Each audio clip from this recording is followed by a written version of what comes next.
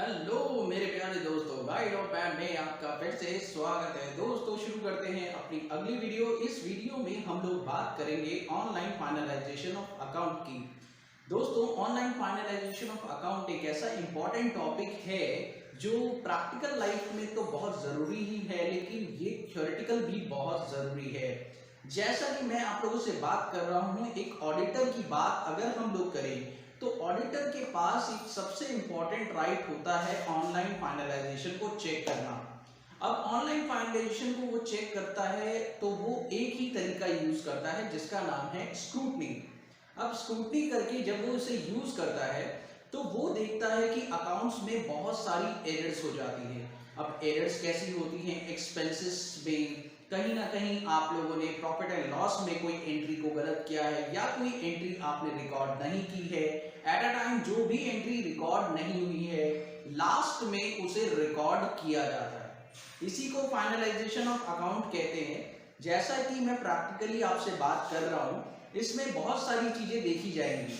अब ये सारे कोड ऑफ कंडक्ट जब आप लोग चेक करेंगे तो आप लोग दो एस्पेक्ट्स को बिल्कुल प्रॉपर तरीके से चेक कर पाएंगे, और वो है प्रॉफिट एंड लॉस और आपका बैलेंस शीट, क्योंकि वहीं से आपका सारा का सारा अकाउंट फाइनलाइज होगा और आपको समझ में आएगा कि किस तरह से आपकी एरर रिजॉल्व होगी। हो सकता है आपकी एरर जीएसटी से रिलेटेड हो सकता है आपकी एरर टीडीएस से रिलेटेड हो सकता है आपकी एरर अदर फैक्टर्स से रिलेटेड हो, यानी बहुत सारी एरर्स हो सकती हैं। लेकिन जब ऑडिटर उसे चेक करता है तो वो एक अलग व्यू होता है और ऑडिटर रिपोर्ट में लिखेगा। इससे पहले हम लोग को क्या करना होगा? अपनी अकाउंट को फाइनलाइज करने के लिए अपने अकाउंटेंट को ये काम सिखाना पड़ेगा। यानी हमारे अकाउंटेंट को ये काम आना बहुत जरूरी है कि फाइनलाइजेशन ऑफ अकाउंट कैसे करना है और किस तरह से करना है। इसका मेथड उसे पता होना चाहिए, हर चीज को उसे रेक्टिफाई करना आना चाहिए और हर पॉइंट पर और एक्सपेक्ट्स पर उसे नोटिस करना है कि कहीं कोई एरर या कहीं कोई मिस्टेक तो नहीं हो रही है। इसी को कहते हैं ऑनलाइन फाइनलाइजेशन ऑफ अकाउंट। हम लोग इसका प्रैक्टिकल एग्जांपल इस वीडियो में वॉच करेंगे। तो चलिए शुरू करते हैं इस वीडियो को और देखते हैं इसका प्रैक्टिकल एग्जांपल। तो बात करते हैं, हमारे पास सबसे पहले एक कंपनी को हम लोग रीस्टोर मारेंगे और रीस्टोर करने के बाद हम लोग इस कंपनी के अंदर सारे के सारे प्रैक्टिकल एस्पेक्ट्स को देखेंगे। तो सबसे पहले इसकी लोकेशन कॉपी कर लेते हैं। ये हमारी कंपनी है, मैं आपको इसे डिस्क्रिप्शन में दे दूंगा, आप इसे डाउनलोड कर लीजिएगा वहाँ से। सबसे पहले हम लोग जाएंगे रीस्टोर पर और वो लोकेशन डेस्टिनेशन पेस्ट कर देंगे और सोर्स में भी वही डेस्टिनेशन पेस्ट कर देंगे। सोर्स में आप चाहें तो कोई और भी ले सकते हैं। यहाँ पर आप कंपनी देख रहे हैं गाइड ऑफ मैड लिमिटेड नाम से, जो कंपनी आपको दिखाई दे रही है वो मैंने यहाँ पर पिकअप कर ली है। उसके बाद हम लोग को जाना है सिलेक्ट कंपनी पर और पाथ को चेंज करके गाइड ऑफ मैड वाला जो पाथ है वो ले लेना है, जो अभी हमने कॉपी किया था। आप देखिए आपकी कंपनी आ चुकी है। नाउ अब इसके अंदर बहुत सारा काम हो रखा है, बस आपको क्या करना है, इस काम को चेक करना है। चेक करने के लिए हमारे पास, मैंने आपको बताया था कि दो एक्सपेक्ट्स को ध्यान रखना होगा, एक प्रॉफिट एंड लॉस और एक बैलेंस शीट। तो सबसे पहले प्रॉफिट एंड लॉस पर ही चलते हैं और देखते हैं हमारे पास ऑल्ट F1 करके सारी details.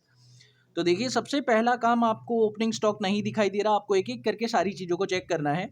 So line by line हम लोग चेक करते हैं। सबसे पहले हम लोग चलते हैं परचेज पर, और परचेज जो हमारी 15 लाख रुपए की है वो क्या सही तरीके से हो रखी है, एक बार चेक करने के लिए हम लोग चलते हैं। अप्रैल में परचेज की एंट्री पास की है, एंटर करते हैं, दोबारा एंटर प्रेस करते हैं। आप देखिए यहाँ पर आप लोग को 1 अप्रैल 2018 को बोला गया है कि 50 कंप्यूटर 30,000 रुपए के रेट से 18% जीएसटी के साथ होने चाहिए, लेकिन यहाँ पर जीएसटी कहीं चार्ज नहीं किया हुआ है। तो बेसिकली प्रॉब्लम है कि जीएसटी चार्ज नहीं हुआ है। तो देख भी सकते हैं यहाँ पर क्लासिफिकेशन में कहीं पर भी नहीं आ रहा है कि कंप्यूटर पर कोई रेट भी नहीं सेट किया गया है। दूसरा हम लोगों ने ये चेक कर लिया। उसके बाद हम लोग कंप्यूटर वर्ल्ड का लेजर भी एक बार देख लेते हैं। कंप्यूटर वर्ल्ड के लेजर में ये जो पार्टी है ये आंध्र प्रदेश की है, ठीक है। उसके बाद हम लोग F11 F3 करके एक बार ये भी देख लेते हैं कि जीएसटी की जो ऑप्शन है अनेबल है। उसके अलावा हमारी कंपनी कहाँ की है, आंध्र प्रदेश की, और उसका जीएसटी नंबर डला हुआ है। और जो कंप्यूटर वर्ल्ड पार्टी है वो भी आपकी आंध्र प्रदेश की है। और कंप्यूटर जो आपका यहाँ पर बना हुआ है, इस स्टॉक आइटम के अंदर हम लोगों ने रेट ऑफ जीएसटी सेट नहीं किया हुआ है। ऐसा कैसे पता चला? जब हम लोगों ने देखा तो यहाँ पर चेक करते हैं एक बार, सेट ऑल्टर जीएसटी डिटेल्स पर येस करेंगे और यहाँ पर येस करने के बाद आप देखें यहाँ पर कोई भी डिटेल्स नहीं है, ना रेट ऑफ जीएसटी सेट किया हुआ है और हम डिस्क्रिप्शन डाल देते हैं कंप्यूटर। उसके बाद हम लोग HSN कोड जो भी हमारे को दिया होगा वो हम लोग यहाँ पर एंटर कर देंगे। नाउ उसके बाद हमारा पॉइंट रहेगा यहाँ पर टैक्सेबिलिटी में टैक्सेबल ले लेंगे और फिर हम लोग यहाँ पे 18% रेट सेट कर देंगे। नाउ हमारा काम हो चुका है। अब हम लोगों को यहाँ पे जीएसटी चार्ज करना है। तो बेसिकली जो कंप्यूटर वर्ल्ड पार्टी है वो लोकल है, यानी विद इन स्टेट है, तो यहाँ पे CGST HGST लगेगा। तो हमारे पास लेजर नहीं है तो हम लोग क्रिएट कर लेते हैं CGST का लेजर। ड्यूटीज एंड टैक्सेस के अंदर रहेगा GST, सेंट्रल टैक्स और सिंपल लेजर क्रिएट हो गया। आप देखिए GST आ चुका है। ऑल्ट सी करके हम लोग बनाएंगे HGST बनाने के बाद ड्यूटीज एंड टैक्सेस यहाँ पे भी ले लेंगे आप लोग स्टेट टैक्स।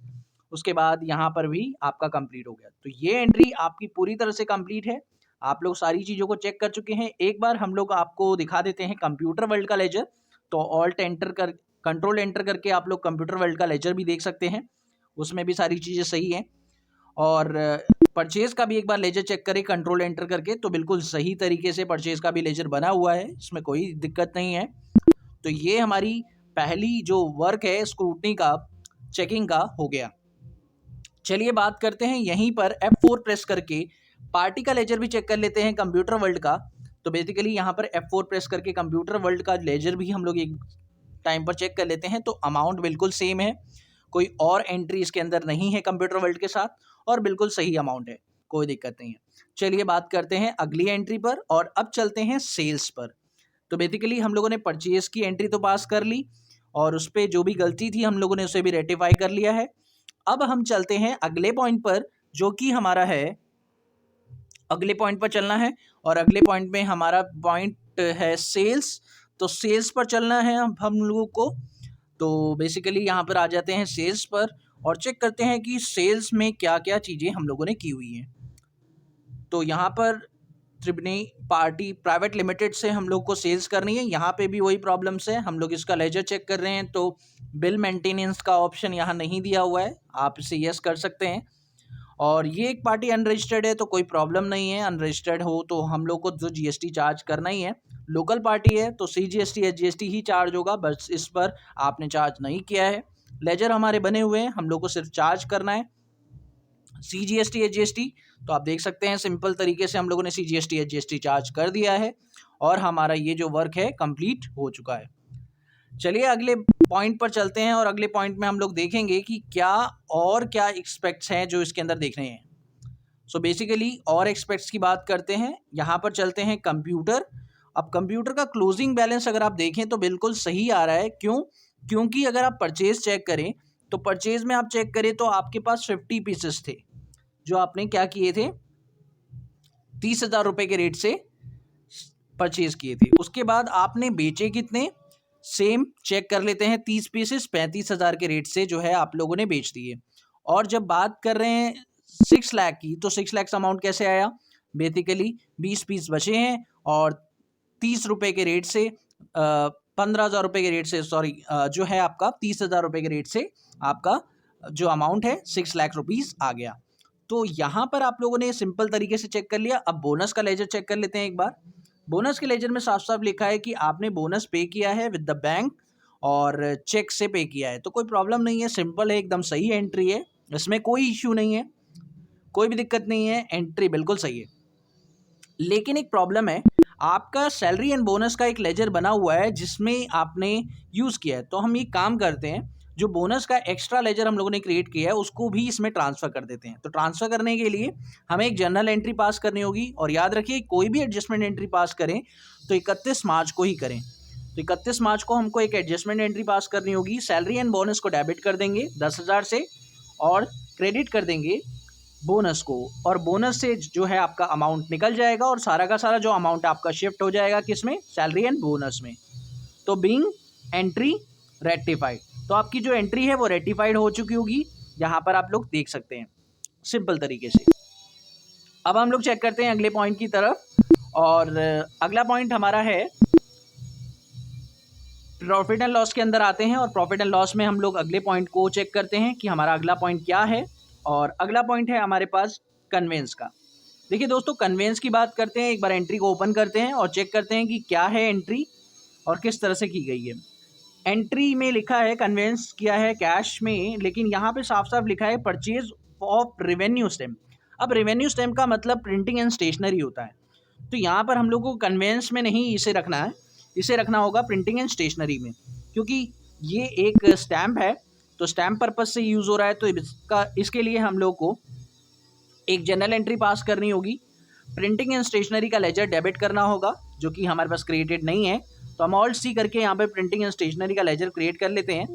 और फिर उसके बाद प्रिंटिंग एंड स्टेशनरी का लेजर क्रिएट करने के बाद आप लोग यहाँ पे क्या करेंगे, इसको कर देंगे इनडायरेक्ट एक्सपेंस के अंदर, और यहाँ पर जीएसटी एप्लीकेबल नहीं रहेगा क्योंकि यहाँ पे जीएसटी का कोई भी पॉइंट नहीं है, नॉट एप्लीकेबल रखिए। उसके बाद एंटर करके इसे एक्सेप्ट करिए और यहाँ पर 100 रुपये का जो है कन्वेंस से जो अमाउंट है वो निकाल लीजिए और यहाँ पर एंटर कर दीजिए, तो कन्वेंस क्रेडिट हो जाएगा और डेबिट हो जाएगा प्रिंटिंग एंड स्टेशनरी। याद रखिए, कोई भी लेजर आप लोग को डिलीट नहीं करना है, आपको हमेशा किसी भी एंट्री का एक नई एंट्री पास करनी है। कोई एंट्री को रेटिफाई करने का मतलब ये नहीं होता कि आप जाकर एंट्री ओपन करके अमाउंट चेंज कर दें, तो ऐसा नहीं कर सकते आप लोग। अगर कोई एंट्री गलत है तो उसे रेटिफाई करने के लिए आपको नई एंट्री पास करनी होगी, आप उसके लिए पुरानी एंट्रीज को एडिट नहीं कर सकते, ये बात ध्यान रखिएगा। चलिए बात करते हैं इंश्योरेंस प्रीमियम की। इंश्योरेंस प्रीमियम देखें, अब यहाँ पर आ रहा है कि इंश्योरेंस प्रीमियम आपने दिया है 1 जुलाई से लेकर 30 जून तक का। अब 1 जुलाई से 30 जून का तक का है, तो इसका मतलब आपने 3 महीने का यहाँ पे प्रीपेड होना चाहिए। तो बेसिकली 3 महीने का प्रीपेड होना चाहिए और 3 महीने का जो अमाउंट आएगा वो 5,000 रुपये आएगा। तो आपको प्रीपेड लेना होगा। इसका मतलब हम लोग को यहाँ पे एक एंट्री पास करनी होगी कि इस 20,000 के अमाउंट में 3 महीने का अमाउंट जो है प्रीपेड है। तो यहाँ पर लिखना होगा प्रीपेड इंश्योरेंस डेबिट।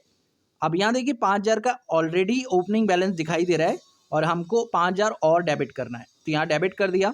उसके बाद क्रेडिट कर देंगे किसको, इंश्योरेंस प्रीमियम को, क्योंकि इंश्योरेंस प्रीमियम नहीं है, वो क्या है, प्रीपेड इंश्योरेंस है। तो इंश्योरेंस प्रीमियम से अमाउंट से पैसा निकाल लीजिए और उसे प्रीपेड इंश्योरेंस में एंटर कर दीजिए, क्योंकि वो 3 महीने का जो अमाउंट है वो प्रीपेड इंश्योरेंस के नाम से होगा, जबकि वो इंश्योरेंस प्रीमियम में ही दिखा दिया गया है। तो एंट्री रेटिफाइड हो चुकी है। अब एक बार आपको चेक करना चाहिए एंट्री को। तो यहाँ पर आप लोग सोच रहे होंगे कि 5,000 रुपये कैसे मैंने ये एंट्री की, तो आप लोग इसके लिए चेक कर सकते हैं। कंट्रोल एन से मैं आप लोग को दिखाऊं, 20,000 का अगर आप चेक करें, 20,000 रुपये का 3/12 करें 3 महीने का, तो आप लोग को मिलेगा 5,000 रुपये। तो आप लोग को ये पता करना है, तो आप लोग यहाँ चेक कर लीजिए एक बार। 20,000 इंटू 3/12, आप देखिए 5,000 का अमाउंट आ रहा है आप लोग के सामने, और यहाँ पर 5,000 का अमाउंट वही है जो आप लोग को दिखाई दे रहा है। चलिए एंट्री हो चुकी है। अब एक लेजर और चेक कर लेना चाहिए, प्रीपेड इंश्योरेंस का लेजर हम लोग को चेक करना चाहिए, और उस लेजर में देखना है कि वो जो 5,000 का बैलेंस आ रहा है वो क्यों आ रहा है। अब बेसिकली ओपनिंग दिखाई दे रहा है, तो इसका मतलब पिछले साल से भी कुछ ना कुछ प्रीपेड आया है, तो वो इस साल में एडजस्ट होना चाहिए था, जबकि नहीं किया गया है। तो पिछले साल से 5,000, क्योंकि जैसे कि बात हो रही है कि एक साल में प्रीमियम पेड होता है, तो एक साल का प्रीमियम पेड होता है, तो पिछले साल का भी आउटस्टैंडिंग प्रीपेड रहा होगा, तो उसे एडजस्ट करना चाहिए था इस साल में, लेकिन एडजस्ट नहीं हुआ है, तो उसे भी एडजस्ट करिए। तो बेसिकली अब आपको उसको भी एडजस्ट करना है, तो उसके लिए भी एक एडजस्टमेंट एंट्री पास करनी होगी। क्या करेंगे, इंश्योरेंस प्रीमियम अकाउंट डेबिट कर देंगे 5,000 रुपये से, और क्रेडिट कर देंगे प्रीपेड इंश्योरेंस को, ताकि उसमें से जो 5,000 का बैलेंस है वो कम हो जाए, ठीक है, और वो पिछले साल का एडजस्टमेंट है। तो यहाँ पे साफ साफ लिख देंगे हम लोग, एंट्री रेटिफाइड की है फॉर प्रीवियस ईयर्स की, तो प्रीवियस ईयर की एंट्री को रेटिफाइड किया है। अब ये सोच रहे होंगे आप लोग मैं कैसे कर रहा हूँ, ऑल्ट, तो इसके लिए आप लोग कंट्रोल आर प्रेस करेंगे, तो जो प्रीवियस एंट्री जो है वो कॉपी हो जाती है, जो लास्ट एंट्री आप करते हैं तो नरेशन कॉपी हो जाता है। अच्छा चलिए आगे बढ़ते हैं। अब आगे बढ़ते हैं और यहाँ देखते हैं आपका ये एंट्री हो चुका है, प्रिंटिंग एंड स्टेशनरी हो चुका है। रेंट की बात कर लेते हैं, रेंट में क्या है एक बार चेक करते हैं। रेंट के अंदर तो देखिए दोस्तों, रेंट के अंदर अगर हम चेक करें तो रेंट के अंदर अगर एंट्री देखें तो एंट्री में लिखा है कि रेंट पे किया गया है अप्रैल महीने का चेक से, तो कोई दिक्कत नहीं है, अप्रैल महीने का अप्रैल महीने में ही पे कर दिया गया है, कोई प्रॉब्लम नहीं, सिंपल है एंट्री, बहुत ही ईजी है, इसमें कोई दिक्कत नहीं है। अगला हम लोग चेक करते हैं salary and bonus. Salary and bonus में 10,000 यहाँ तो दिखाई दे रहा है, लेकिन 20,000 की एंट्री यहाँ पर दिखाई दे रही है और इसमें ये लिखा है कि ये जो सैलरी है वो पे किया है मार्च में। अब for the month of March आप अप्रैल में पे कर रहे हैं तो ये आउटस्टैंडिंग होना चाहिए था, जबकि यहाँ पे कुछ नहीं लिखा है ऐसा। यहाँ पे लिखा है salary and bonus account debit to Axis bank, तो यहाँ पर आप लोग को आउटस्टैंडिंग यूज करना था। तो अब आपको जर्नल एंट्री पास करनी होगी। 31 मार्च को हम लोग जर्नल एंट्री पास करेंगे। एक journal entry outstanding salary account debit कितने से, 20,000 रुपये से। Outstanding salary outstanding salary account debit 20,000 रुपये से, और 20,000 रुपये से डेबिट कर देंगे उसे। ये कैसे पता चला कि 20,000 रुपये है, क्योंकि आप लोगों ने अभी अभी देखा कि 20,000 रुपये से आपका आउटस्टैंडिंग सैलरी का लेजर, जो सैलरी अकाउंट का लेजर है वो पहले से दिखाई दे रहा है। तो आपको 20,000 रुपये से यहाँ पर एंट्री को डेबिट करना चाहिए और 20,000 जो है आउटस्टैंडिंग सैलरी से हटाना चाहिए, क्योंकि वो जो है आउटस्टैंडिंग सैलरी का पेमेंट है, सैलरी का पेमेंट नहीं है। पिछले साल की पेमेंट्स है, तो इस महीने में आप लोग कर रहे हो, आउटस्टैंडिंग होना ही चाहिए। ठीक है, तो यहाँ पर आउटस्टैंडिंग सैलरी लेंगे और एंट्री को लिख देंगे कि entry pass for outstanding salary. ठीक है, और एडजस्टमेंट हो गया। अब बात करते हैं अगले पॉइंट की। अगला पॉइंट हमारा है, तो जो पेमेंट गई है वो आउटस्टैंडिंग सैलरी की गई है। अगला पॉइंट हमारा है, चेक कर लेते हैं फिर से बैलेंस शीट। हमारा जो प्रॉफिट एंड लॉस है वो तो सब कंप्लीट हो चुका है। एक बार अब चलते हैं हम लोग बैलेंस शीट पर। अब हमारा प्रॉफिट एंड लॉस पूरी तरह से खत्म हो चुका है और हमारा जो प्रॉफिट आ रहा है वो 89,900 आ रहा है। अब हम लोग चलते हैं अगले पॉइंट की तरफ, जो कि है हमारा बैलेंस शीट, क्योंकि हमारा पीएनएल रेटिफाइड हो चुका है पूरी तरह से। अब देखिए कैपिटल के अंदर जो बैलेंस आ रहा है उसमें कोई प्रॉब्लम नहीं है। ड्यूटीज एंड टैक्सेस में नेगेटिव बैलेंस आ रहा है, तो आप लोग सोच रहे होंगे नेगेटिव क्यों आ रहा है। इसका कारण सिर्फ यही है कि आपकी जो परचेजेज है उस पर जो टैक्स गया है वो ज़्यादा है और सेल्स पर जो टैक्स है वो कम है। तो आपको आईटीसी मिलेगा, इनपुट टैक्स क्रेडिट, क्योंकि आपका इनपुट टैक्स क्रेडिट अभी भी पड़ा हुआ है, इसके लिए वो नेगेटिव आ रहा है। तो इनपुट टैक्स क्रेडिट आप लोग का ज़्यादा है, इस वजह से वो जो है नेगेटिव आ रहा है, क्योंकि आपको अभी 40,500 का जो इनपुट है आपका यूटिलाइज नहीं हुआ है। क्रेडिटर की बात करें तो ऑलरेडी हम चेक कर चुके हैं, प्रॉफिट एंड लॉस हमारा ये आ रहा है, बिल्कुल सही है। अब बात कर लेते हैं फिक्स एसेट की। तो फिक्स एसेट पे हम लोग को डेप्रीशिएशन चार्ज करना चाहिए था as per the law. As per the law building पर जो है डेप्रीशिएशन चार्ज होता है 10% as per income tax act. Computer पर अगर हम चार्ज करें तो 60% होता है as per income tax act, और फर्नीचर पर अगर चार्ज करें तो 10% होता है। ये आप इनकम टैक्स एक्ट के अकॉर्डिंग ही चार्ज करेंगे, क्योंकि उसमें लिखा हुआ है साफ साफ। तो इसके लिए आपको जर्नल एंट्री पास करनी होगी। डेप्रीशिएशन अकाउंट डेबिट 31 मार्च को ये एंट्री पास करनी होगी, तो डेप्रीशिएशन अकाउंट डेबिट करना होगा और तीनों पर डेप्रीशिएशन चार्ज करना होगा आपकी तीनों एसेट्स पर। तो चलिए एक बार चार्ज कर लेते हैं। डेप्रीशिएशन कितना अमाउंट होगा, 5 लाख रुपीज़ पर चार्ज करना है 10%। तो यहाँ पर आप लोग 5 लाख पर 10% आप लोग चार्ज करेंगे। यहाँ पर सिंपल तरीका 5 लाख पर 10% जो है। हाँ, एक बात और है, इसको ज़रा चेक कर लीजिएगा, जो एसेट्स आपने परचेज की है वो ओपनिंग है, ये सारी की सारी एसेट्स आपकी ओपनिंग है, इसलिए ऐसा हुआ है। पर अगर ऐसा होता कि ये एसेट बीच में परचेज की होती तो डेप्रीशिएशन अपने आप ही बदल जाता। तो मैं आपको बता दूं, मैंने पहले से ही चेक कर रखा है, आप भी चेक कर लीजिएगा। ये सारी की सारी एसेट जो है वो ओपनिंग है, इसलिए इनके डेप्रीशिएशन जो है फुल चार्ज होंगे पूरे साल के। तो सारी की सारी एसेट जो है वो ओपनिंग है, इसलिए डेप्रीशिएशन जो चार्ज होगा @ 10% फुल अकाउंटिंग ईयर का चार्ज होगा। और सेम ऐसे ही फर्नीचर पर भी, सेम ऐसे ही कंप्यूटर पर भी फुल अकाउंटिंग ईयर का चार्ज होगा, क्योंकि ये बीच में परचेज की हुई एसेट नहीं है। अगर कोई बीच में परचेज की हुई एसेट उसमें ऐड ऑन होती तो हम लोग ये भी देख लेते कि कोई भी एसेट बीच में परचेज तो नहीं हुई। तो इसके लिए आप लोग इस लेजर्स को चेक कर सकते हो, इन लेजर्स को ओपन करके चेक कर सकते हो कि भाई ये जो बैलेंस आ रहे हैं वो ओपनिंग है या बीच में परचेज किए हैं। इस पर 6 महीने का डेप्रीशिएशन लगेगा, 8 महीने का डेप्रीशिएशन लगेगा, यानी कितने महीने का डेप्रीशिएशन लगेगा। तो ये सारी की सारी जो एसेट्स हैं वो ओपनिंग है, इसलिए मैं इस पर पूरा का पूरा डेप्रीशिएशन चार्ज कर रहा हूँ।